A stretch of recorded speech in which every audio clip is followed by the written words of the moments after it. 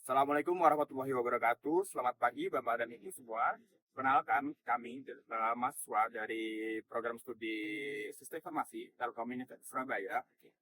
Pada kesempatan kali ini, kami akan melaksanakan kegiatan sosialisasi mengenai kesiapsiagaan menghadapi banjir.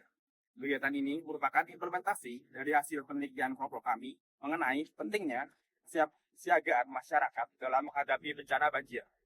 Kegiatan ini merupakan implementasi dari hasil penelitian kelompok kami mengenai pentingnya kesiapsiagaan masyarakat dalam menghadapi bencana banjir. Harapan kami, melalui sosialisasi ini, masyarakat dapat mengetahui langkah-langkah yang tepat sebelum, saat, dan setelah banjir sehingga dapat mengurangi risiko yang ditimbulkan. Selanjutnya, materi akan disampaikan oleh rekan kami.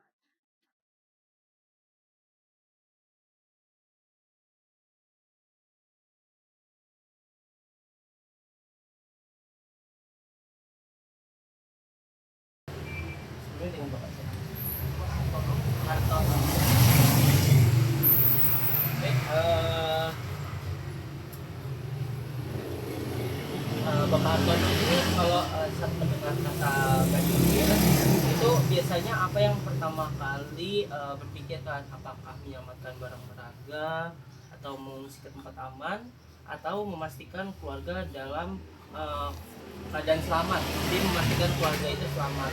Nah, pertanyaan sederhana ini tuh penting karena saat banjir datang seringkali tuh masyarakat panik dan belum tahu nih harus melakukan apa terlebih dahulu, apakah harus menyelamatkan keluarga terlebih dahulu atau harus menyelamatkan dokumen terlebih dahulu. Nah, dari hasil apa yang kami pelajari, yang kami kaji itu di desa sebelumnya, desa Cangkring kebetulan. Cangkring. Betul, desa Cangkring sebelumnya di Demak itu. Itu bukanlah bencana yang sering terjadi, karena kalau sebelumnya itu ada kejadian yang diakibatkan selain faktor bencana alam, itu faktor bendungan itu jebol. Itu ketika bendungan itu jebol, jadi desa itu jadi banjir seperti itu. Nah, karena jarang terjadi, masyarakat di sana itu belum memiliki kebiasaan kesiapsiagaan yang kuat, yang dimana saat banjir datang, tindakan warga yang masih banyak yang bersifat spontan, padahal seharusnya itu kesiapan sangat penting agar masyarakat tidak hanya bergerak ketika banjir sudah terjadi, tetapi sudah siap sejak sebelum bencana itu datang. Jadi seharusnya itu bukan ketika kejadian banjir baru siaga, tapi seharusnya semua orang, terutama daerah-daerah yang berpotensi banjir tuh sudah memiliki kesiapsiagaan. Nah, antisipasi. betul, antisipasi. Nah, melalui video proyek sosial ini, kami ingin membagikan strategi sederhana lah yang dapat diterapkan oleh masyarakat dalam menghadapi banjir dengan tetap berlandasan nilai-nilai Pancasila, seperti kemanusiaan, persatuan, gotong royong, dan keadilan sosial. Jadi kita lebih ke mau memberikan strategi sederhana aja untuk bagaimana yang harus diterapkan oleh masyarakat dalam menghadapi banjir. Jadi supaya tidak ketika banjir baru siaga, tapi terjadinya itu tanpa harus ada banjir, kita harus sudah siaga, karena kita harus menyiapkan kemungkinan terburuk sebelum hal buruk itu terjadi. Betul. Siap-siap. Langsung. Nah, jadi kan di sini ada mengenali risiko dan tanda-tanda akan terjadinya banjir. Jadi langkah pertama itu adalah kesiapsiagaan banjir adalah mengenali risiko dari terjadinya banjir itu sendiri. Nah, masyarakat perlu mengetahui daerah mana saja sih yang rawan terkena banjir itu, Pak. Seperti rumah warga yang berada di dataran rendah, saluran air yang sering tersumbat, serta titik-titik yang berpotensi menjadi jalur masuknya air.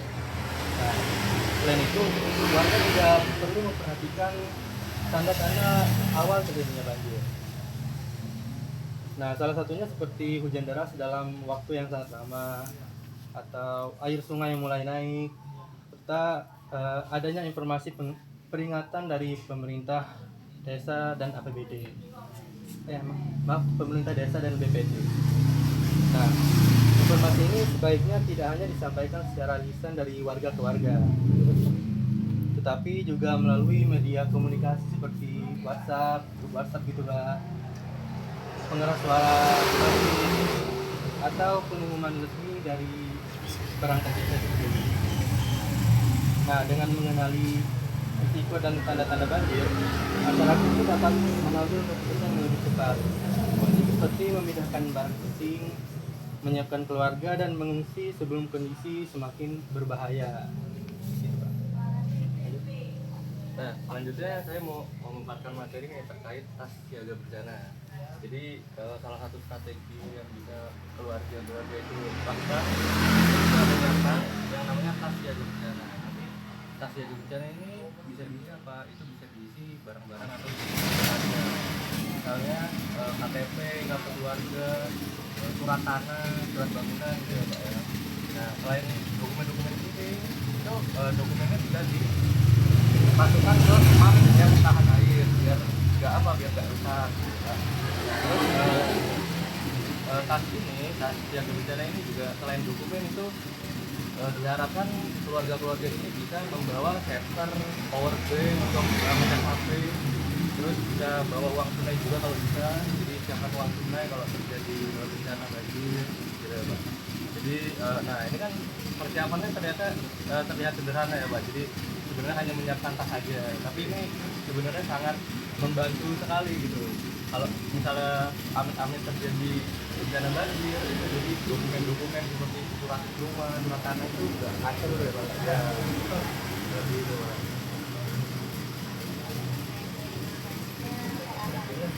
Mengenai penentuan jalur evakuasi dari titik kumpul yang biasanya ada banjir. Jadi selain menyiapkan barang, masyarakat juga perlu mengetahui jalur evakuasi dan titik kumpul. Jalur evakuasi sendiri yakni rute aman yang bisa dilalui oleh warga untuk menuju tempat yang lebih tinggi atau tempat yang lebih rendah. Itu dapat berupa masjid, madrasah, sekolah, balai desa, atau rumah warga yang akan dari banjir. Lalu untuk jalur evakuasi sendiri dan titik kumpul sebaiknya disepakati bersama oleh pihak RT, warga, relawan, dan pemerintah desa. Waktu banjir datang, masyarakat tidak begitu bingung harus pergi kemana. Jadi penting juga untuk memastikan bahwa jalur evakuasi dapat dilalui oleh anak-anak, lansia, ibu hamil, dan penyandang disabilitas. Baiknya strategi ini mencerminkan nilai persatuan dalam Pancasila, karena keselamatan warga tidak hanya menjadi tanggung jawab individu, tetapi menjadi tanggung jawab bersama. Baik Bapak, dalam situasi banjir ini ada beberapa kelompok masyarakat yang membutuhkan perhatian khusus ya Pak. Mereka ini disebut kelompok yang rentan Bapak. Nah, kelompok rentan ini meliputi lansia, ibu hamil, anak-anak, warga yang sakit, terus penyandang disabilitas seperti itu Bapak. Nah, serta warga yang tidak memiliki kendaraan untuk mengungsi seperti itu. Nah, oleh karena itu sebelum banjir terjadi ini RT atau relawan ini membuat pendataan yang sederhana gitu. Misalnya mencatat siapa saja warga yang perlu dibantu, terus di mana lokasi rumahnya dan siapa warga terdekat yang bisa membantu saat evakuasi seperti itu Bapak. Nah, pendataan ini penting gitu agar proses evakuasi ini berjalan lancar Bapak gitu. Lalu selain gotong royong, warga ini juga perlu selain gotong royong, warga juga perlu diperkuat Bapak. Ada warga yang membantu evakuasi, ada yang membantu distribusi, lalu ada yang menjaga lingkungan Bapak, dan ada yang membantu membersihkan rumah ini setelah banjir Bapak. Gotong royong ini seperti sesuai dengan nilai kemanusiaan dan keadilan sosial, karena bantuan ini diberikan kepada warga yang paling membutuhkan Bapak, seperti itu Bapak. Gitu. Nah, kesiapsiagaan banjir tidak berhenti saat warga berhasil mengungsi kan Pak. Upaya pencegahan dan pemulihan juga penting. Sebelum terjadi banjir, masyarakat dapat melakukan mitigasi lingkungan seperti membersihkan saluran air, banjir, dan tidak membuang sampah sembarangan. Dari kegiatan ini kita belajar bahwa penanggulangan banjir bukan hanya tugas pemerintah, tapi juga membutuhkan partisipasi masyarakat. Nah, jika masyarakat memiliki persiapan, jalur evakuasi, data pelaporan, komunikasi yang jelas, dan semangat gotong royong, maka nah dengan begitu nilai Pancasila tidak hanya menjadi teori, tapi benar-benar diterapkan dalam kehidupan masyarakat, terutama saat menghadapi bencana. Dan tadi itu berupa berupa pemaparan materi kami terkait kesiapsiagaan baik dari sebelum terjadi atau kita mengantisipasi hal terburuk sebelum hal terburuk itu terjadi seperti itu. Dari tadi ada masyarakat golongan rentan, terus terkait apa namanya, kita bingung dokumen seperti itu ya. Mungkin hal itu jika saya harap tidak akan terjadi di daerah sini. Kan tadi saya juga sudah tanya di daerah sini kan yang banjir nggak sampai dalam, kecuali ada kendaraan lewat ya, jadi materi ini mungkin kesiapsiagaan aja, takut barangkali mungkin amit-amit yang terjadi itu barangkali bisa bermanfaat lah gitu. Baik, berdasarkan pembahasan yang telah disampaikan, dapat disimpulkan bahwa kesiapsiagaan masyarakat dalam menghadapi banjir sangat penting untuk mengurangi resiko kerugian dan korban. Banjir tidak hanya menjadi persoalan alam, tetapi juga menjadi persoalan sosial yang membutuhkan kerja sama, kepedulian, dan kesadaran bersama. Dari hasil kajian sebelumnya, masyarakat Desa Karangturi sebenarnya sudah memiliki modal sosial yang kuat, yaitu gotong royong. Hal ini terlihat dari kepedulian warga dalam membantu evakuasi, membagikan bantuan, menjaga lingkungan, dan membersihkan rumah setelah banjir.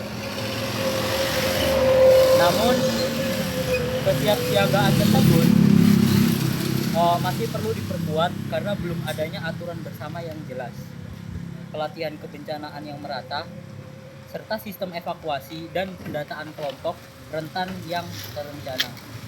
Oleh karena itu, strategi yang dapat diterapkan oleh mengenali risiko banjir, menyiapkan tas siaga, menentukan jalur evakuasi dan titik kumpul, mendata kelompok rentan, memperkuat komunikasi darurat, serta menjaga lingkungan sebelum dan sesudah banjir. Melalui strategi tersebut, nilai-nilai Pancasila dapat diterapkan secara nyata dan kehidupan masyarakat. Nilai kemanusiaan terlihat dari kepedulian terhadap warga yang membutuhkan bantuan, nilai persatuan terlihat dari kerjasama warga, dan nilai keadilan sosial. Semua rakyat mendapatkan perlindungan yang layak. Dengan demikian, proyek sosial ini menunjukkan bahwa penanggulangan bencana bukan hanya tanggung jawab pemerintah, tetapi juga tanggung jawab bersama seluruh masyarakat.